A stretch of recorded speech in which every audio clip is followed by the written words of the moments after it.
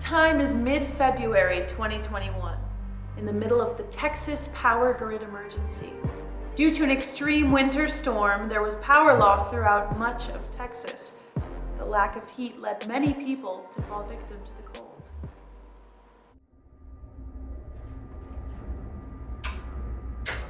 Man, Carla, the weather is saying that this is like the worst weather conditions in Texas we've ever had.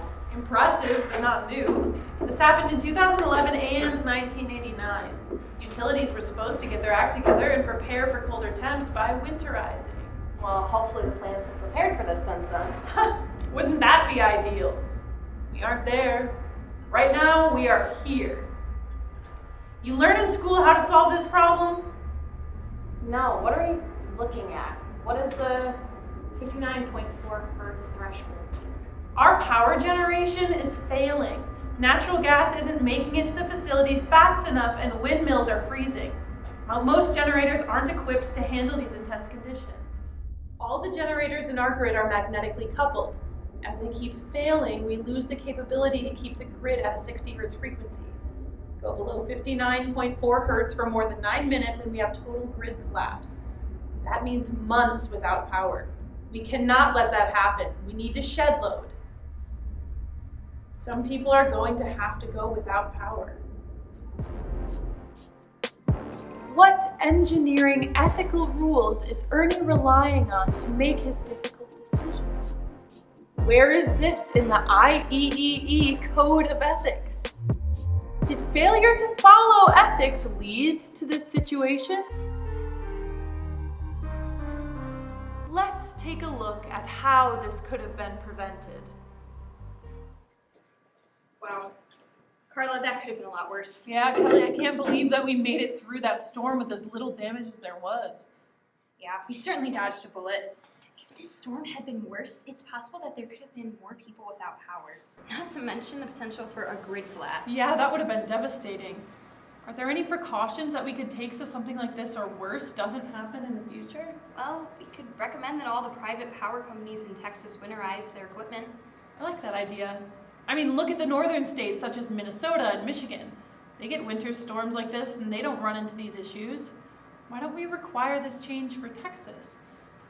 If we give companies the option, a lot of them won't sink time and money into it.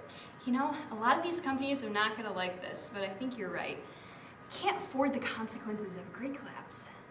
Let me start working on writing up these new requirements. I actually had one more idea. Maybe it would be possible to implement microgrids in some of the residential areas across the state. I like that. It would be like cities having their own personal generators. This way, if we ever are in a situation where we need to cut off parts of the grid, we could do it to the areas that can support themselves. Yeah, this could be something that is implemented over time. I figure anything that helps secure our grid is worth doing.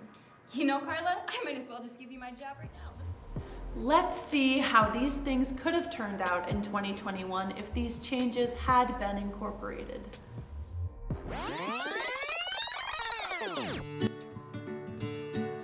Hey, Carla. That was a nasty storm. I'm glad I was able to stay inside in the heat all week. I feel that, Peggy.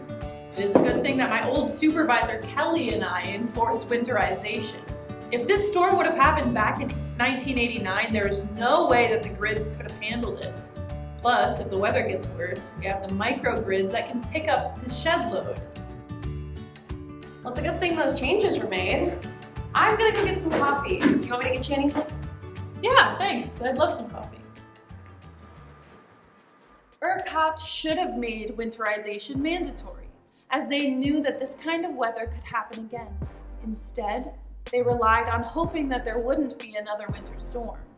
By requiring companies to winterize and by creating microgrids then, the 1st, 5th, and 7th IEEE ethical codes would have been followed. The first code, the health and safety of the public should come first.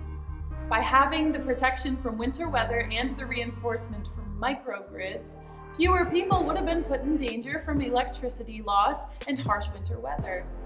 The 5th code requires companies and engineers to accept criticism and correct observed errors. Finally, the 7th code involves treating all people fairly. by fixing these issues, ERCOT would not be put into a situation where they would have to turn off the power from smaller cities and residential areas.